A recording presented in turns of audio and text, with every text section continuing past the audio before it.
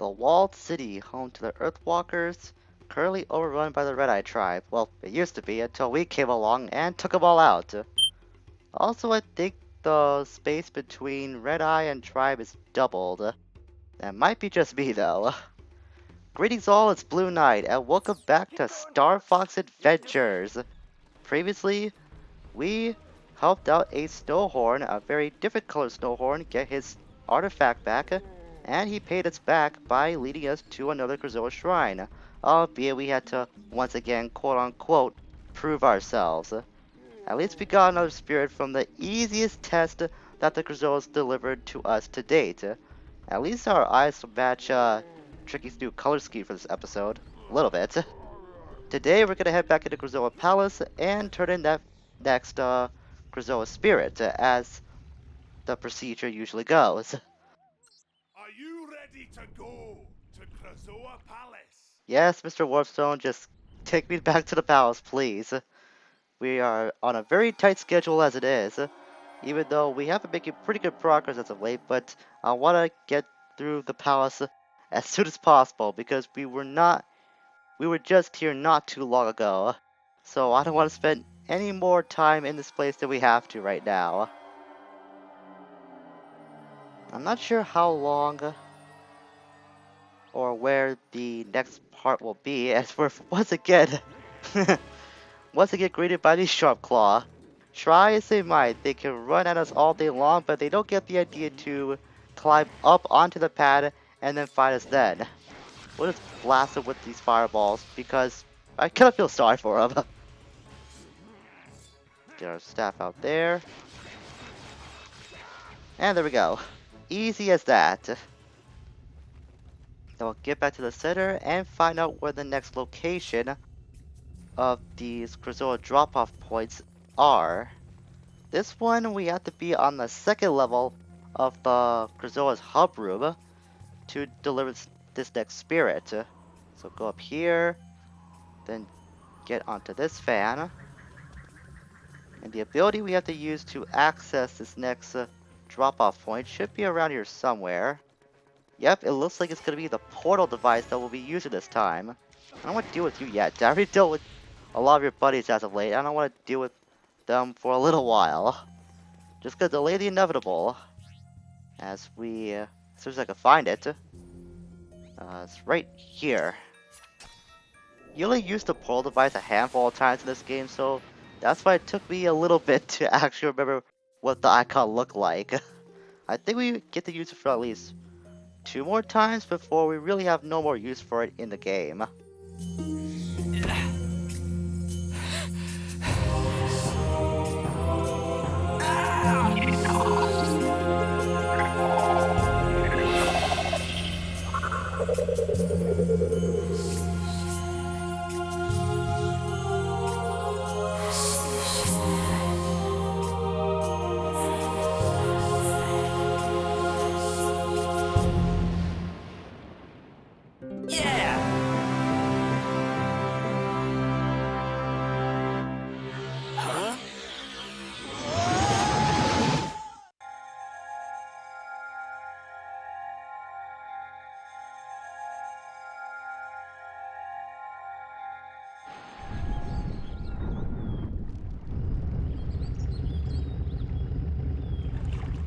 Fox, my boy!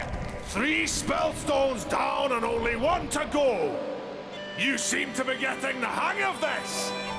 Now then, it's time for you and Tricky to go to Dragon Rock, your toughest challenge yet. That's easy for you to say, but where do I find the gatekeeper? He is closer than you realize. He who has no voice has plenty to say. Now that sounds like a very cryptic riddle. He who has no voice has plenty to say. Well, if you spent a lot of time around the Thorntail, chances are you may have spoken, or at least attempt to speak with all of them at least once. And if you remember, there is one particular member of this tribe that for whatever reason, would never speak to you beforehand, not until you reach this point in your adventure, and that should be this guy. I should have guessed there was something odd about you. The Warpstone said I should find you. I haven't spoken since something terrible happened. Something that I am ashamed to admit. I too attempted to save our planet, but I failed. Tell me, what happened? I led a group of dinosaurs against General Scales. He learnt of our plan before we could act, and launched a full-scale offensive against us. We never stood a chance. He imprisoned 3 of my closest friends on Dragon Rock, and it is also where he has taken the Spellstone. So how did you survive? If Scales let you go, it could only be because... I am the gatekeeper.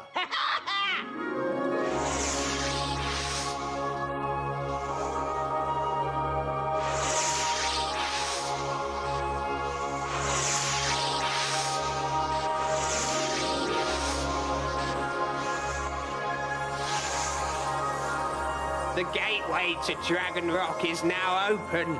Please help my friends. They are on your side.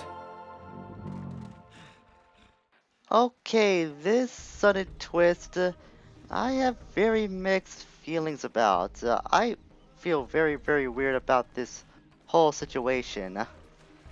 I like the reason why that one ThornTail never spoke, because he felt shameful of trying to save the planet before, but ended up getting his friends trapped at the hands of the Sharpclaw. On the other hand, he's pretty much saying that what we saw, the entire ThornTail tribe were all the gatekeepers to Dragon Rock. Like, we didn't just see him activate the gate, we saw the whole tribe do that. And that seems really, really stupid, because we had to help them at practically every turn when we were at ThornTail Hollow. Like, not too long ago, we were helping them to fend off the bloops, and they're the ones that were the final gatekeepers?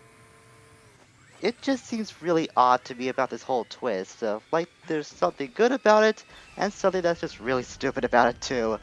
Given that this game is pretty much 50% based on stupidity. That shouldn't be saying much, but still, it's kind of weird, especially for something as, like, important to the narrative like what we just saw. I don't know, I just feel very, very strange about that sudden twist. In any case, the ThornTail tribe, thanks to their help, like the one time they actually did help us in our adventure, will now lead us to Dragon Rock, the final place that has been separated from Dinosaur Planet. General Scales has unleashed the full force of the planet's dark energy, mutating Dragon Rock into a desolate wasteland. He's captured a number of dinosaurs and is planning to change them into powerful killing machines. It's rumored that one such creature already exists. This final spellstone will bring Dinosaur Planet back together. Slippy out! Fly through 10 gold rings to open the gatekeeper's force field. This is the only time in these R-Way segments that you have to collect all the rings on your way to another location that's not part of Dinosaur Planet. So in other words, you have no room for error on this next R-Wing section. So I'm not going to worry about going for points this one time, since the rings actually do matter for this specific occasion. It might be a little tricky to get some of these rings at the time. You may have to endure a hit or two in order to collect all the rings, but it will be worth it if you don't damage yourself too much. That's the next one. I'll use a bomb there. You shouldn't have a little farther to go. Ow, ow, ow, ow. Okay, that never happened before. I did not expect myself to get caught on something like that. If you do end up failing to get all the rings in one of these R-Wing segments, then you have to retry the entire section all over again. Thankfully for us, we got them all on the first go. It did it, Buck! The force field is down! It's safe for you to land! Slippy out! And that's only my 4th score there? Well, at least it's my best. I barely got by my last best score though. I'm still happy about that, given that I actually had to focus at one time on an R-way segment where I could just do that in my sleep most of the time.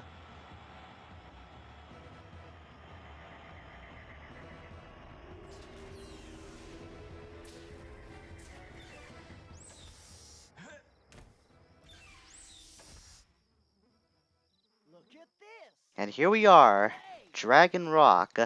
This place is actually my favorite of these 4 quote-unquote dungeons that we have to go through in the game.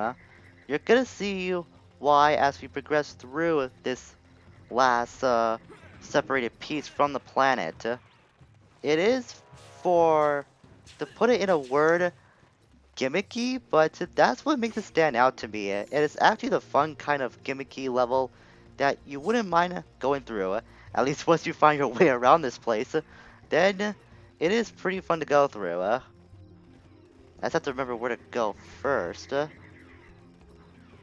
So we see that there are fire crawlers here. We haven't seen them since going through Moon Mountain Pass. As a matter of fact, the most of the fire crawlers are actually stationed on Dragon Rock. They're practically exclusive to this place, but that's not really the case since we did see them before. And those plants that we see around are firing firing projectiles at us, those are spore pods. And we have come across sentry bots as well, which is a security measure for general scales. So if you're not careful, you can get damaged a lot in this place. Just like how I've been in like the first opening minutes of this entire time here on Dragon Rock. So I really gotta keep my wits about because I don't have that much health left. I just have to find out where to go first. I admittedly don't remember this place as well as I should. Just because it's my favorite place to go through in terms of these dungeons, doesn't mean I remember it all that much. I just remember it being really big, and there's just lots of stuff we have to take care of. So let's see, I think we can go through here next. Hopefully. Looks that way. It is the biggest opening I've found so far.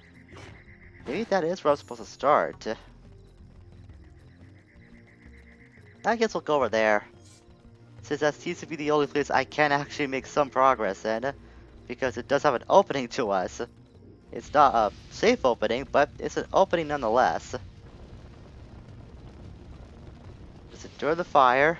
Fox will have to tough it out. He might get his fur singed, but it's gonna be worth it. I'm pretty sure all he's thinking about is how much he'll get paid once he is complete with this mission.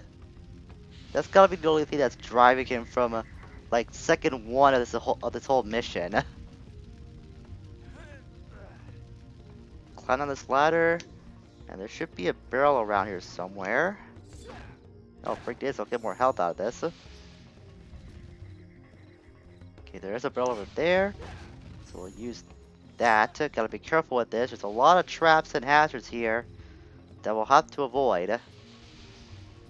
So patience is gonna be key on this first outing. Then we could drop that there. Use the switch to bring that barrel sucking device over here. I have no idea what the official name of that is, though I don't really care about that. It is helpful at times, but it's pretty situational when this thing does come up. Alright, that should be the first. And this is the second. And that barrel is safe to use. Once it drops off, then we can use this to blow up this little blockade. Now we can make our way through. Nope, there's even more stuff we have to avoid as well. There's a switch over here. I'll miss those flamethrowers. That's how we get to the Earthwalker. Okay, now we're getting somewhere. I thought this would actually lead us to another prisoner.